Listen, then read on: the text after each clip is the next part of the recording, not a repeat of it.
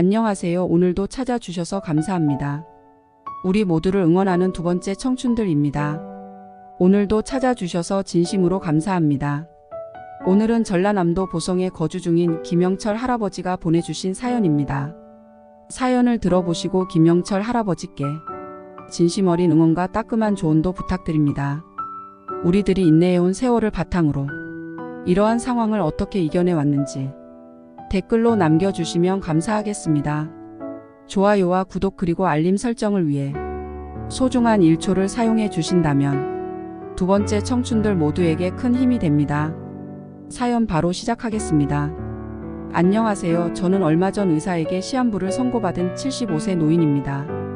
요즘은 점점 기력이 쇠퇴해 가는 것이 온몸으로 느껴지네요. 그래도 생전 처음으로 오로지 휴식만 가득 찬 하루하루를 보내니 지나온 제 인생을 돌이켜볼 시간이 참 많아지더라고요. 그래서 제가 더 기력이 쇠약해지기 전에 마지막으로 이렇게나마 제 인생의 발자취를 남겨보고 싶어 사연을 보내봅니다. 저는 쌀로 유명한 전라도의 시골에서 3남 1녀의 4남매 중 셋째로 태어났습니다. 형 둘의 아래로 막내인 여동생 하나가 있었죠. 집안의 장손이던 큰형과 특출나게 공부를 잘했던 둘째 형, 그리고 늦둥이로 태어나 온 집안 식구들의 귀여움을 독차지했던 막내 여동생, 그 가운데 애매하게 끼어 태어났던 저는 유독 부모님의 관심을 받지 못했죠. 시간이 흘러 저희 부모님께선 오랫동안 고생하셨던 탓인지 일찍이 돌아가셨습니다. 중학교 졸업 후 고등학교에는 가지 않고 부모님의 농사일을 도왔던 저는 유산으로 부모님의 땅 일부를 받게 되었습니다. 아주 작은 부분의 농지와 거의 쓸모가 없어 방치되었던 외진 곳의 땅이었고 나머지 땅과 재산은 다른 형제들에게 돌아갔습니다. 형들은 자신들은 농사에 관심 없다며 물려받은 논들 전부 팔아버렸습니다. 그렇게 부모님과 함께 살던 이곳엔 저 혼자만이 남게 되었죠. 저는 그곳에서 마을 이장님의 주선으로 아내를 만나 결혼하게 되었습니다. 아내는 참 착한 사람이었어요. 잘생기지도 않고 씩씩하지도 않고 말 주변도 없던 저와 왜 결혼했냐 하는 제 물음에 아내는 이렇게 대답했었죠. 당신은 몰랐겠지만 당신이 너무 외로워 보여서 가족을 많이 만들어주고 싶었어요. 아내는 정말로 4명의 아이를 선물해 주었습니다.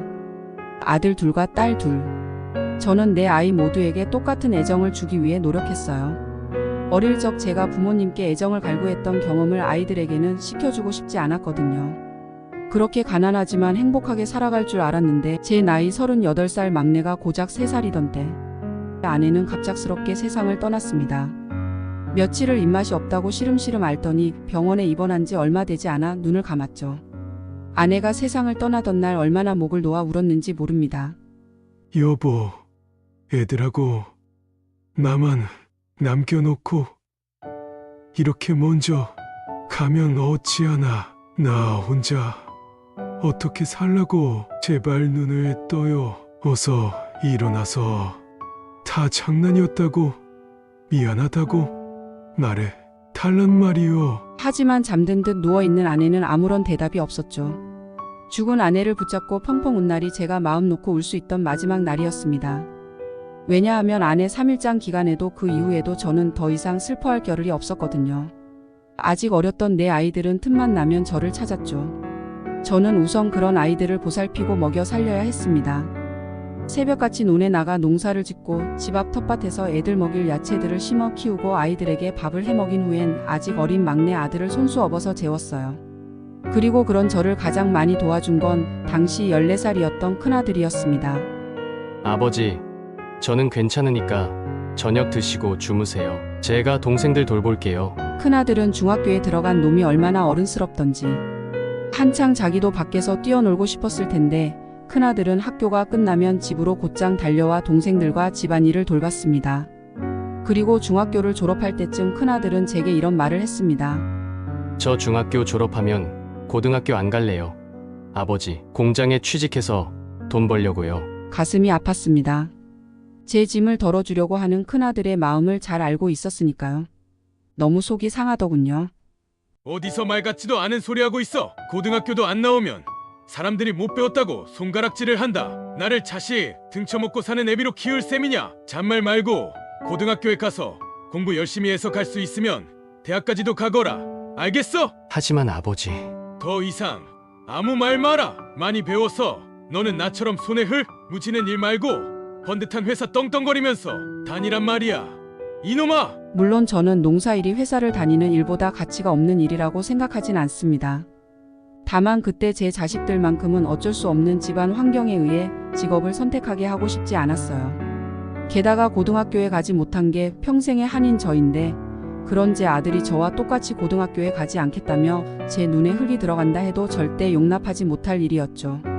그런 제 마음을 알았는지 큰아들은 고등학교에 무사히 진학을 했고 졸업 후엔 대기업 생산직으로 취직을 하게 되었어요. 저는 큰아들이 대학까지 가길 원했지만 고등학교 졸업까지 했으니 이젠 동생들을 공부시키고 싶다는 녀석의 뜻을 더 이상은 꺾지 못했죠. 지금 직장도 아무나 못 들어가는 곳이에요, 아버지. 이제 정말 속상해하실 일 없어요. 그리고 곧 고3인 둘째는 공부를 잘하잖아요. 대학은 걔처럼 똑똑한 애들이 가야죠. 저는 그런 큰아들에게 그저 미안하다는 말밖에 하지 못했습니다. 큰아들의 말대로 둘째는 공부를 참 잘했거든요. 비록 제 오빠와는 다르게 집안일은 별로 관심이 없었지만요. 그렇게 시간이 흘러 첫째는 공장에서 만난 참한 여인과 결혼을 했습니다. 둘째 딸은 서울에 이름 있는 대학을 졸업한 후 자기 사업을 시작했고 첫째 뒤를 따라 제 가정을 꾸리게 되었죠. 그리고 셋째와 막내 딸도 모두 결혼을 했고 제 곁에 하나 남은 건 셋째 아들이었습니다. 너도 내 형제들처럼 도시로 가라. 시골에서 괜히 애비 때문에 남아있을 필요 없어. 제가 좋아서 남는 거예요. 그리고 저 농사일이 체질에 맞는 것 같고요. 제가 어릴 적부터 해온 일이 이건데 지금 와서 다른 일을 찾고 싶지 않아요. 그러니까 아버지도 제 걱정은 마세요. 셋째는 그렇게 저와 함께 농사일을 같이 하다가 4명의 자식들 중 마지막으로 선을 봐 결혼을 하게 되었어요. 비록 셋째는 저와 함께 살게 되었지만 3명의 자식들을 모두 출가시키고 나니 그제야 저도 한숨을 돌릴 수 있었습니다. 제가 할 일을 모두 끝마친 것 같았죠. 셋째 내외가 결혼 후 신혼여행을 떠난 날 처음으로 집에 혼자 남은 저는 아내 사진을 보며 중얼거렸습니다. 여보, 보고 있어? 드디어 셋째마저 가정을 이루었다. 며느리도 얼마나 예쁘고 선한지 몰라. 내가 분가하라니까 자기는 아버지가 없어서 시아버지 모시고 살게 된 게 참 좋다고 어찌나 예쁘게 얘기를 하던지. 우리 큰아들 며느리랑 잘 맞을 것 같아. 둘 다 참 심성이 고운 것이 말이야. 당신이 있었으면 참으로 좋아했을 텐데 이제 애들은 다 제 짝을 찾아서 갔는데 정작 내 곁엔 당신이 없구나. 빙그레 웃고 있는 아내는 그걸 이제 알았냐며 금방이라도 제게 장난을 칠 것 같았습니다. 저는 그날 밤 시간이 아주 늦도록 사진을 쓰다듬으며 대답 없는 아내와 이야기를 나누었죠. 이후 세월은 쉴 새 없이 흘러갔습니다. 정신을 차려보니 어느새 나이는 70이 가까워져 있더군요. 이상했습니다. 속 알맹이는 젊었을 적 저 그대로인 것 같은데 제 겉모습은 늙은 노인이 되어 있다는 거예요. 그러면서도 한편으론 살면서 겪은 우여곡절들을 생각하면 그만큼의 세월이 느껴져 제가 나이를 먹었구나 싶기도 했죠. 제 인생의 우여곡절들이 대부분 제 자식들 일이었습니다. 첫째와 셋째는 어릴 때와 같이 참 바르고 성실하게 살고 있었죠. 며느리들도 제 지아비를 닮아서인지 참 착한 효부였습니다. 문제는 둘째 딸과 막내 딸이었어요. 똑똑했던 둘째 딸은 처음에 사업을 몇 번 말아먹더니 점점 술에 찌들어 살더군요. 필요한 돈이 있을 때만 한 번씩 일용직으로 나가는 듯 했고요. 오죽했으면 둘째 사위가 이혼을 요구하며 도망을 갔을 정도였어요. 이혼 후 둘째는 점점 더 망가졌죠. 각종 요령에 손을 대기 시작하더군요. 제게도 종종 돈을 요구했어요. 아버지, 저 돈 좀 꺼주세요. 한 100만 원만. 또 너 지난달에도 50만 원이나 빌려갔잖니? 돈은 갚지 않아도 된다만 너 일은 제대로 하고 있는 건 맞아? 맨날 집에서 술만 퍼먹는 거 아니고? 제 일은 제가 알아서 한다고요. 저 사업할 때 도와준 것도 하나도 없으면서 왜 잔소리예요? 그래 놓고 지금 푼돈 빌려주는 걸로 유세 떠는 거예요? 나는 그냥 내가 걱정돼서 그러는 거잖아. 계속 잔소리하는 게 유세 떠는 거지 뭐야. 그래서 돈 빌려준다고요. 만다고요? 첫째와 셋째가 알면 주지 말라며 난리를 쳤겠지만 그래도 어쩌겠습니까? 딸이 이혼까지 당하고 당장 라면 사 먹을 돈도 없다는데요. 그렇게 조금씩 둘째에게 돈을 주던 걸 결국 큰아들이 알게 되었어요. 입출금 내역이 남아있는 제 통장을 보고 말이죠. 큰아들은 이를 부득부득 갈더니 얼마 지나지 않아 찾아온 추석날 가족 모두가 모인 앞에서 으름장을 놓더라고요. 둘째 너 나한테 돈 빌리러 왔을 때 내가 뭐라고 했어? 내가 아버지한테는 절대 손 벌리지 말라고 했지. 그러면서 내가 500이나 해줬는데 아버지한테 그동안 계속 돈을 나 몰래 빌려갔어? 야, 이 망할 자식아. 너 그 돈 다 어디다 썼는지 내가 모를 줄 알아? 너 내가 경마장 가지 말라고 했지? 언제까지 그렇게 한심하게 살 거야? 너 하나 공부시키겠다고 힘들게 고생하신 아버지께 죄송해야지. 못할 망정돈을 뜯어가. 둘째는 아무 말도 못하고 고개만 푹 숙이고 있었어요. 저한테는 함부로 해도 둘째뿐만 아니라 다른 아이들 모두 큰아들의 말엔 꼼짝을 못했거든요. 첫째가 윽박지르자 혼나고 있는 일이 뭐가 그렇게 재밌는지 막내가 웃으며 거더군요.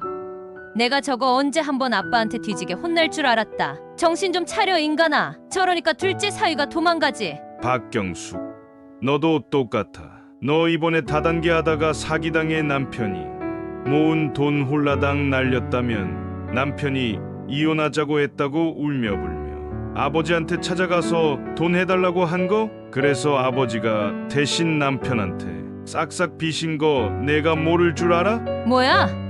그걸 큰오빠가 어떻게 알았어? 아빠가 말했지?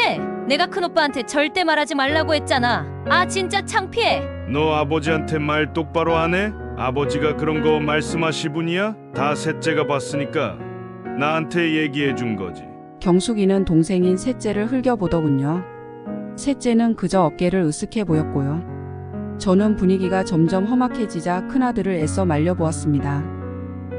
그래도 가족끼리 다 같이 오랜만에 모인 자리인데 더 이상 분위기를 흐트러뜨리고 싶지 않았어요. 오늘은 명절 아니냐? 경제들끼리 사이 좋게 지내야지. 애들도 지금은 다 뉘우치고 있어. 아버지께서 계속 애들 오냐오냐 하시니까 쟤네가 더 버릇없이 구는 거잖아요. 돈도 이제 해주지 마세요. 저 진짜 속상해요. 제가 아무런 말도 못하자 큰아들은 한숨을 푹 쉬더군요. 그리고선 형제들에게 마지막으로 무섭게 한마디를 남겼습니다. 너희들 앞으로 또 정신 못 차리고 그딴 한심한 짓들 해대면 이제 내가 진짜 가만 안 둘 줄 알아. 그리고 아버지한테 함부로 하는 거 또 한 번 내 눈에 띄어봐. 알았어? 너희들이 자식이야? 아버지께 효도하고 용돈을 드려도 모자랄 판에 막말하고 돈을 뜯어가? 큰아들의 으름장에 누구도 입을 열지 못했어요. 저는 그저 한숨만 쉬었고 결국 둘째와 막내딸은 입을 대빨 내밀고 자리에서 먼저 일어났죠. 그렇게 그의 추석 분위기는 엉망이 된 채로 끝났습니다. 참 답답했어요. 제가 생계를 꾸린 답시고 정작 자식들의 인성교육엔 신경을 못 쓴 건가 싶어서요. 왜 이렇게 집안이 개판이 됐는지 정말 모르겠더군요. 이후 둘째와 막내딸은 제게 돈을 요구하거나 하는 일은 없었습니다. 하지만 그와 동시에 안부 연락도 뚝 끊겼죠. 돈 이야기가 아니면 제게 연락할 마음이 없었던 거예요. 그래도 그나마 명절 때에는 큰아들의 눈치가 보였는지 짧게나마 제 집에 왔다가 가더군요. 그러던 어느 날 불행은 갑작스럽게 찾아왔습니다. 그날따라 식은땀이 나고 몸이 좋지 않아 침대에 누워있는데 첫째 며느리에게 전화가 오더군요. 그래, 영희야. 무슨 일이냐? 아버님, 지영이 아빠가 그만 갔어요. 첫째 아들이 지방 공장으로 며칠간 출장을 갔다가 교통사고로 순식간에 세상을 떠난 겁니다. 어제까지만 해도 밝고 씩씩한 목소리로 제 안부를 묻던 제 큰아들이요. 저는 믿기지 않는 마음에 영희의 번호로 계속해서 전화를 걸었어요. 당장이라도 예 아버지 하면서 제 전화를 받을 것 같아서요. 하지만 휴대폰 너머에선 그저 연결이 되지 않는다는 안내 음성이 흘러나올 뿐이었습니다. 저는 첫째 장례식 내내 장례식장에 한 번도 가보지 못했습니다. 첫째 죽음을 들은 그날부터 갑자기 열이 펄펄 끓고 복통과 배탈이 계속돼 병원에 누워 있어야만 했거든요. 늙고 노쇠한 제 몸은 결국 제 아들의 마지막 모습마저도 보지 못하게 만들었죠. 그나마 하루에 2번씩 저를 챙기려 번갈아가면서 들른 두 며느리 덕분에 휠체어를 타고 첫째 발인을 겨우 보러 갈 수 있었습니다. 화장터로 들어가는 누구보다 든든했던 큰아들의 관을 보며 저는 눈물을 뚝 흘렸어요. 그리고 그동안 고된 삶을 살아온 큰아들에게 마지막 작별 인사를 했죠. 영철아, 내 큰아들 영철아, 내 엄마가 널 처음 낳았을 때 엄청난 우량아라며 넌 장차 큰 사람이 될 거라고 얼마나 들떠서 이야기했는지 모른다. 그 지칠 대로 지친 상태에서도 말이야.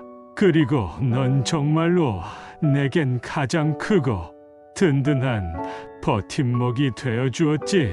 내가 살면서 얼마나 미안해하고 고마워했는지 모른단다. 뭐가 그리도 급해서 죽을 날 받아놓은 애비보다 먼저 간 거냐. 그동안 가장 노릇하느라 고생 많았다. 이제는 편히 가거라. 가서 먼저 간 내 엄마 만나서 여기서 생전 뭐 부린 응석도 부리고 해. 내 안부도 좀 전해주고 잘 가거라. 큰아들이 세상을 떠나고 난 이후 지옥 같은 불행은 끊이지 않고 계속되었습니다. 친딸처럼 제게 잘해줬던 며느리는 손주들을 데리고 친정으로 내려갔죠. 큰아들과의 사별로 인해 저와는 남남이 되어버린 겁니다. 남해로 내려가기 전날 큰 며느리는 저를 찾아와 눈물로 작별 인사를 하더군요. 아버님 죄송해요. 이렇게 힘든 때 옆에 있어 드리지 못해서. 그런데 여기선 도저히 둘을 데리고 저 혼자 살아갈 수가 없어요. 괜찮다. 난 괜찮아. 가서 영철이 없다고 힘들다고 밥 거르지 말고 애들 지금처럼 씩씩하게 잘 키우고 많이 보고 싶을 거다. 마음 쓰지 말고 가서 잘 지내렴. 눈물을 참느라 얼마나 힘들었는지 모릅니다. 거기서 제가 울면 떠나는 큰 며느리의 마음이 더 무거워질까 봐서요. 큰 며느리는 셋째 며느리에게 저를 잘 부탁한다며 울면서 작별 인사를 하곤 집을 떠나갔습니다. 저는 그제야 참았던 눈물을 터뜨렸죠. 이제 정말로 큰아들의 모든 흔적이 사라지는 것 같아 서글펐습니다. 그렇게 슬퍼하며 살아가던 어느 날이었어요. 한 달여간 자꾸만 복부가 답답하고 설사가 잦더니 결국 혈변까지 나오더군요. 아무리 몸이 노쇠했다지만 이건 무슨 일이 났구나 싶어 저는 미뤄왔던 건강검진을 받으러 갔습니다. 그리고 재검이 필요하다는 병원의 연락에 심장이 쿵 내려앉았어요. 항문 쪽에 큰 용종이 보인다고요. 재검 결과는 처참했습니다. 의사의 입에서 흘러나온 말은 제 삶을 나락으로 떨어뜨려 버리더군요. 제 속의 용종은 악성인 대장암이었죠. 그것도 이미 다른 장기로 전이가 많이 되어 손을 쓰기가 힘든 상태라고 하더군요. 개복 수술 후에도 전부 제거하기가 힘들 거라고요. 제 내시경 사진을 보여주며 덤덤히 제 상태를 설명해 주는 의사의 얼굴이 마치 저를 데리러 와서 명부를 읽는 저승사자처럼 느껴지더군요. 넌 죽는다. 넌 죽는다. 이렇게요. 소식을 듣고 제일 처음 달려온 건 다름 아닌 큰 며느리였죠. 그날 큰 며느리를 시작으로 둘째와 셋째, 멀리 살던 막내딸까지 전부 집으로 모이더니 분위기는 숙연했습니다. 제 소식을 이미 들은 것 같았죠. 그때 처음 입을 연 건 다름 아닌 둘째였습니다. 둘째 입에서 나온 말이 정말이지 너무도 충격적이었어요. 저는 제 두 귀를 의심했습니다. 아버지, 그럼 그 재산은 어떡하실 거예요? 이번에 그 쓸모 없었던 땅 재개발 확정돼서 토지 보상금 좀 받으셨다면서요? 4억 7천이라면서요. 어차피 돌아가시면 우리끼리 나눠 가질 거 미리 좀 주시면 안 돼요? 제 건강검진 결과를 듣기 일주일 전 아까 말씀드린 예전 부모님께 유산으로 받은 그 쓸모없이 방치되어 있던 땅 기억하시나요? 그 땅의 재개발이 확정되어 돈을 좀 만지게 되었거든요. 제가 죽고 나면 언젠가는 자식들도 알게 될 일이라 미리 이야기를 했었는데 그 이야기를 다른 때도 아닌 그 순간 둘째가 꺼낸 겁니다. 저는 적어도 아무리 자식들이 개판 나더라도 제 병원 소식을 알게 되면 눈물 한 방울이라도 흘릴 줄 알았습니다. 그런데 이건 아니지 않습니까? 제 아버지가 죽는다는 소식을 알자마자 유산을 먼저 달라는 말을 꺼내다니. 저는 너무 상처를 받은 나머지 눈시울이 붉어지고 말았어요. 그때였습니다. 셋째의 행동에 가족들 모두 경악하고 말았어요. 저 또한 너무도 놀라 비명을 질렀죠. 이 자식이 보자 하니까 눈에 뵈는 게 없어. 바로 셋째가 둘째 뺨을 냅다 후려친 겁니다. 게다가 한 대로는 안 되겠는지 2대 3대를 더 갈겨버리더군요. 야, 자식이 미쳤나? 감히 나를 쳐? 가족? 넌 사람도 아니야. 개자식아. 큰형이 죽으니까 이제 눈치 안 보고 막 나간다 이거지? 내가 인간이야? 어떻게 아버지가 곧 돌아가신다는데 걱정보다 유산 이야기를 꺼내? 셋째야, 그만해라. 그만해. 저는 그런 셋째를 부여잡고 겨우겨우 말렸죠. 그렇게 그날 모임은 엉망이 된 채로 끝이 났습니다. 아이들이 다 가고 나서 어찌나 눈물이 나던지요. 제가 살아온 삶이 참 허무하게 느껴졌습니다. 죽은 아내와 큰아들이 참 보고 싶었어요. 그 뒤로 둘째와 막내딸은 저에게 끈질기게 연락해 오기 시작했습니다. 아버지, 저 이제 도박 끊고 진짜 정신 차리고 살 거예요. 이번에 좋은 동업 기회가 들어왔는데 이번에 잘만 투자하면 정말 다시 일어날 수 있어요. 그래도 아버지 돌아가시기 전에 제가 조금이라도 잘나는 모습을 보셔야 마음 편히 가시지 않겠어요? 아빠, 몸은 좀 어때요? 괜찮아요? 아빠, 나 좀 도와줘요. 저번에 몰래 가져다 쓴 돈 사실 아직 다 못 갚았단 말이에요. 이번에 다 못 채워 넣으면 진짜로 나랑 이혼하겠다던데요. 일단 한 번만 살려주라. 아빠, 나 이번에 음주운전으로 사람을 쳤어요. 합의금 안 물어주면 나 진짜 감방 갈지도 몰라요. 애들 아빠가 나 정신 좀 차려야 한다고 절대로 안 도와주겠대요. 아빠, 막내딸 감방 보내고 싶어? 아니지? 제발 아빠. 모른 척하고 싶었지만 어쩌겠습니까? 미워도 제 자식들입니다. 제가 죽기 전에 자식들이 잘못되는 꼴을 보면 제가 마음 편히 떠날 수라도 있겠습니까? 저는 아이들에게 무기한 차용증을 쓰고 돈을 빌려주었습니다. 처음엔 그냥 주려고 했지만 그러면 증여세를 물게 될 거라며 둘째가 먼저 차용증을 쓰고 빌려달라고 하더군요. 늙은 제가 뭘 합니까? 그냥 그렇구나 하고 애들이 시키는 대로 한 거죠. 그리고 2달 뒤 평소처럼 텃밭에 나가 채소를 뽑으며 소일거리라도 하고 있는데 일이 터졌습니다. 갑자기 머리가 핑 도는 것 같더니 그만 제가 정신을 잃고 만 거예요. 그리고 다시 눈을 떴을 때 저는 병실의 침대에 누워 있더군요. 제가 눈을 뜨자마자 눈물을 터뜨리며 제 손을 잡은 건 다름 아닌 큰 며느리였습니다.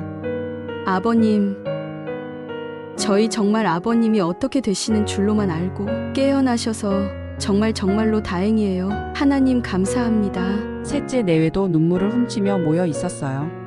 들어보니 제가 쓰러진 뒤 3일간 깨어나지 못했다고 하더군요. 놀란 셋째가 가족들을 모두 병원으로 부른 거고요. 그 이야기를 들은 저는 멍하니 병실 천장을 향해 눈을 꿈뻑거렸습니다. 그리고 한참의 침묵 끝에 저는 그동안 생각만 해왔던 걸 입 밖으로 내뱉었어요. 내 소원이 있다. 제 말을 들은 자식들 모두 두 눈이 휘둥그레지더군요. 진심이세요, 아버님? 하지만 이렇게 몸도 안 좋으신데요. 그래, 시한부 판정을 받았어도 죽는다는 게 참 먼 일처럼 느껴졌는데 오늘 보니 내가 언제 가도 이상하지 않을 듯 싶다. 그러니 나 죽기 전에 딱 하루라도 가족끼리 여행을 가고 싶구나. 큰 산도 있고 바다도 파란 강원도 같은 곳으로 말이야. 내 소원이다. 셋째 내외와 큰 며느리가 눈시울을 붉히더군요. 그런데 그때 둘째가 갑자기 인상을 쓰며 이렇게 말하는 겁니다. 아, 진짜 노인네 가지가지 하네. 뭐라고? 지금 그게 아버지한테 무슨 말버릇이야? 너는 좀 닥쳐봐. 저번부터 누나한테 자꾸 바락바락 대드는데 너 진짜 그러다 내가 언젠가 가만 안 놔둘 줄 알아? 아버지, 지금 살기도 팍팍해 죽겠는데 여행은 무슨 여행이에요? 지금 아버지 때문에 몇 번이나 병원이니 집이니 불려 다녔는지 알아요? 바빠 죽겠는데 짜증나게 사람 다 갈 때 되면 가는 거지. 왜 이렇게 호들갑이야? 셋째는 전처럼 둘째에게 달려들듯 으르렁거렸습니다. 하지만 이번엔 막내딸도 둘째 편을 드는 게 아니겠어요? 너 저번부터 왜 자꾸 둘째 언니한테 나대? 내가 뭐 큰오빠 대신이라도 되겠다는 거야? 웃겨 진짜. 그리고 아빠 몸도 그렇게 아픈데 가긴 어딜 가? 가서 하루 종일 아빠 수발 들면서 힘든 건 전부 우리 몫인데 진짜 염치 없게. 아빠 지금 이러는 건 민폐야. 민폐. 그래. 아빠, 나도 여기 올라오는 데만 내 시간 다 뺏겼단 말이야. 진짜 힘들어 죽겠어. 아빠 죽으면 장례식 때도 또 올라와야 하잖아. 듣다 못한 큰 며느리가 소리치더군요. 다들 정말 너무하시네요. 세 분 다 제 남편 죽은 이후로 명절에도 잘 안 내려오셨잖아요. 그리고 이번에 아버님 재산 세 분이 다 싹 다 긁어가고 나서 더 이상 아버님께 나올 돈이 없는 거 아니까 아예 안부 전화도 한 통 없는 거 제가 모를 줄 알아요? 어쩜 사람들이 그럴 수가 있어요? 아니, 이봐요. 우리 오빠 죽고 나선 아줌마 남남 아닌가? 저번부터 왜 자꾸 우리 집안일에 끼어들어요? 아, 당신도 우리 아버지 죽고 나면 떨어질 콩고물이 좀 있나? 간 보고 있구나. 맞죠? 그러니까 이렇게 자꾸 다 죽어가는 우리 아버지 옆에 붙어 있는 거잖아. 남편도 죽었는데 그만들 해라. 듣다 보니 정말이지 못 들어주겠구나. 내가 자식들을 바르게 키우지 못한 건 알고 있었지만 그래도 자식이니까 잘못 키운 것 또한 내 잘못이니까 언젠간 정신 차리겠지 싶어 계속 도와줬었는데 정말 이건 아닌 것 같다. 이 막대먹은 놈들아. 내 아비가 죽기 전 소원이라는데 말을 그렇게밖에 못해. 뭐 바빠 죽겠다고? 내가 염치가 없다고? 내가 너희 갓난쟁이 때 아프면 농사짓다 말고 너네 안고 병원으로 뛰어가고 똥 오줌 싸면 기저귀 갈아주면서 수발을 들었다. 너희 중 내 손 안 거치고 큰 놈이 있어. 내 시간 안 뺏기고 내 수발 없이 큰 놈이 있냐 이 말이야. 어디 내 앞에서 뚫린 입이라고 건방지게 그런 말을 짓거려. 처음으로 제가 버럭하자 그제야 그 망할 놈들은 입을 다물고 아무 말도 못하더군요. 표정은 굉장히 못마땅해 보였지만요. 그리고 둘째, 너 그게 무슨 말버릇이야? 내 오빠 살아있을 때도 죽었을 때도 셋째 내외만큼 나한테 잘한 게 바로 내 새언니다. 내 돈이나 뜯어내려고 혈안이 됐을 때 말이야. 둘째는 제 말에 큰 며느리와 셋째를 괜히 노려보다가 휙하고 병실을 나가 버리더군요. 둘째가 나가자 막내딸도 제 언니를 따라 나가 버렸고요. 허탈하다군요. 제가 저런 놈들이 여태 제 자식이라고 끼고 살았습니다. 어찌나 허탈하던지요. 아버님, 울지 마세요. 여행 우리끼리 가요. 형님 말씀대로 우리 넷이서 가요. 아버님, 속초로 갈까요? 아니면 강릉? 둘째와 막내딸은 결국 끝까지 연락이 오질 않더군요. 그렇게 일주일 뒤 우리는 속초로 향했습니다. 그날 본 울산 바위의 절경이 어찌나 멋지던지 저는 숙소의 벤치에 앉아 그 웅장함을 한참 동안 멍하니 올려다보았죠. 모든 일이 다 덧없이 느껴지더군요. 그리고 그날 저녁 식사 때 저는 일주일간 제가 준비한 모든 것에 대한 이야기를 꺼내 놓았습니다. 제 말을 들은 셋째와 며느리들은 놀란 표정을 감추지 못하더군요. 얼마 전에 유언장 쓰고 공증까지 받고 왔다. 동네 이장 내한테 증인서 달라고 부탁까지 해서 말이야. 그래, 내가 이번에 쓰러져 보니까 내가 살아봐야 한 6개월이나 더 살까 말까 하는 듯 싶다. 그래서 너희들한테 이렇게나마 보답을 하고 싶다. 내 진짜 가족이 누구인지 이제 알았어. 내 가족은 여기 있는 너희랑 우리 큰 손주들 뿐이다. 그러면서 저는 자식들에게 여태 털어놓지 않았던 이야기를 해주었습니다. 자식들 중 그 누구에게도 이야기하지 않았던 저만의 비밀이었습니다. 사실 내가 받은 토지 보상금이 4억 7천이 아닌 9억 1천만 원이었다. 그런데 그 사실을 안마을 이장이 제게 그러더군요. 노인 내가 죽을 때까지 가지고 있는 돈이 있어야 자식들한테 무시를 안 받아. 자식들한테 가진 돈이 얼마인지 전부 이야기해 주지 마. 처음엔 그 이야기를 신경 쓰지 않았는데 날이 갈수록 더욱 더 큰 금액을 요구해대는 자식들, 특히 둘째를 보니 왠지 일리가 있는 말 같더군요. 그래서 일부러 금액을 절반으로 줄여 이야기했던 거지. 그때 그 돈을 아껴 놓지 못했으면 분명 어떻게 해서든 걔네들이 남은 돈을 죄다 털어갔을 거다. 저는 변호사와 상담한 후 유언장에 작성한 내용들을 모두 들려주었어요. 우선 제가 죽으면 나오는 생명보험금의 수혜자를 전 큰며느리 앞으로 돌려두었어요.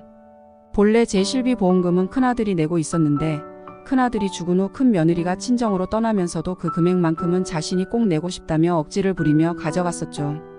그래서 큰며느리가 수혜자가 되어도 제사 후에 다른 자식들이 재산 분할을 주장하지 못한다고 변호사가 이야기해 주더군요. 그리고 시골의 집과 노는 평생 저와 살며 농사를 짓던 셋째 앞으로 돌려두었습니다. 나머지 재산은 두 손주와 셋째 앞으로 공평하게 나눠주기로 했습니다. 변호사가 이야기해준 방법이 있었거든요. 노인인 제게 어려운 내용이라 여러 번이나 외우긴 했지만요. 그렇게 즐거운 여행을 끝내고 다시 집으로 돌아온 저는 둘째와 막내딸을 불러 모았습니다. 처음엔 오기 싫다며 짜증을 내던 그들은 제가 유언장 이야기를 하니 그제야 불이 나게 앞다투어 저희 집으로 오더군요. 그들은 하이에나 같은 얼굴을 하곤 저를 올려다보았습니다. 저는 그런 그들에게 제 유언장 내용을 그대로 들려주었습니다. 내용을 다 들은 그들의 얼굴이 새파랗게 질리더군요. 너희들이 유류분 청구 소송을 해도 상관없다.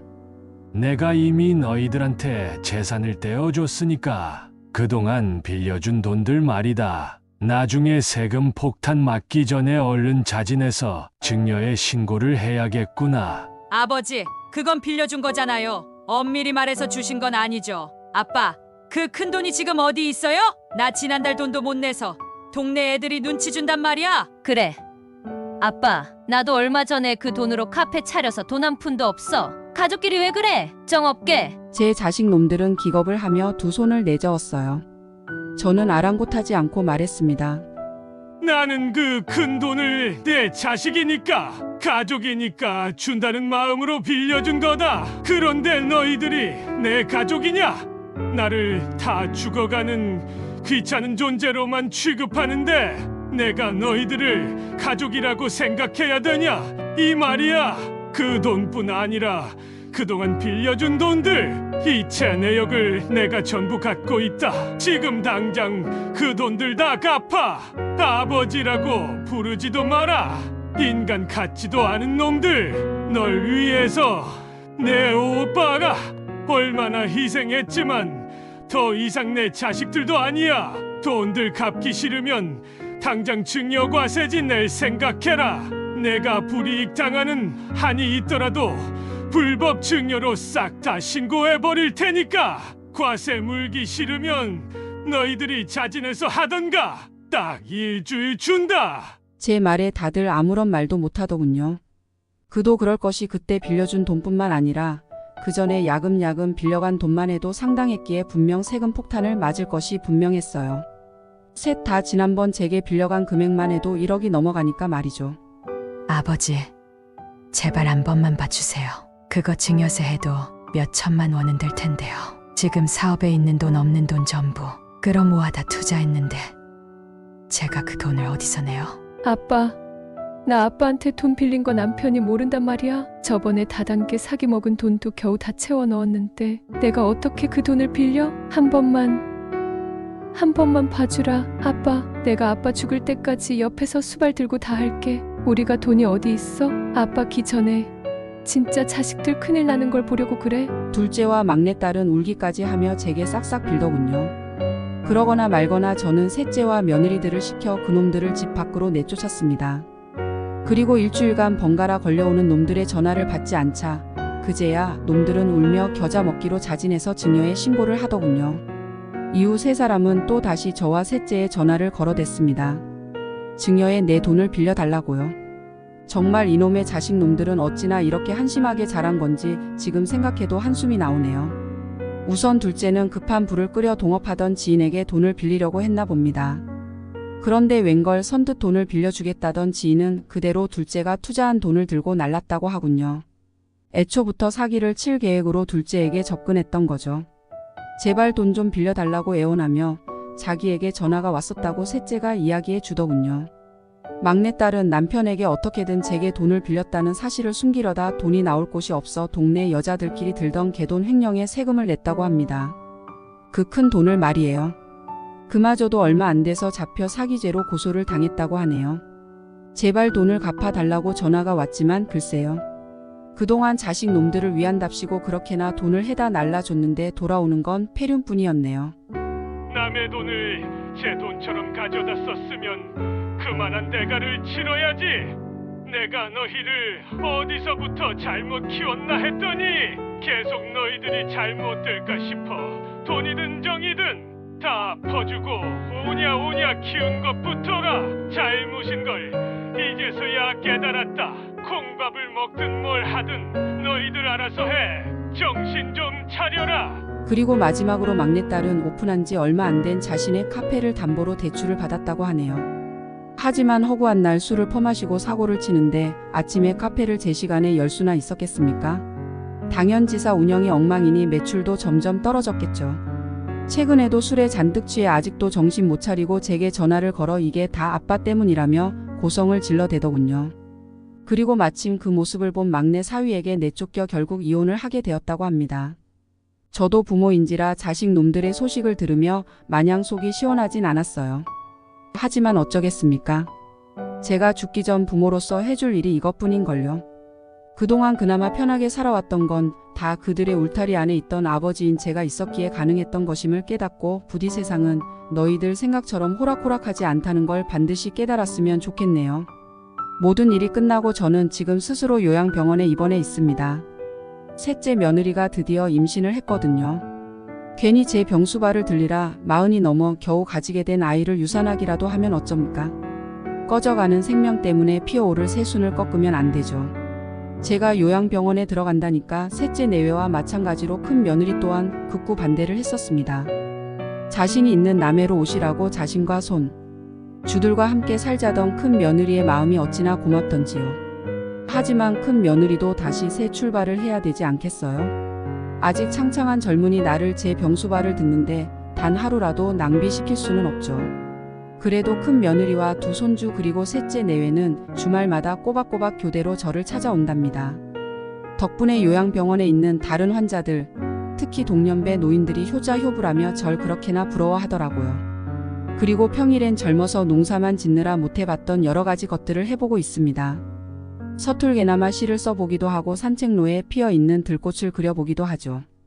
이젠 하도 남는 게 시간이라서 자는 동안 너무도 바빠 하늘에 구름 하나 제대로 들여다볼 생각도 하지 못했었는데 요즘 이렇게 자연의 것들을 빤히 바라보고 있노라면 무엇 때문에 그토록 아둥바둥 살았을까 싶어 슬퍼지기도 합니다. 이렇게 아름다운 것들을 단 한 번도 누려보지 못했다는 게 아쉬워서요. 사실 요새 기력이 점점 없어지고 있어요.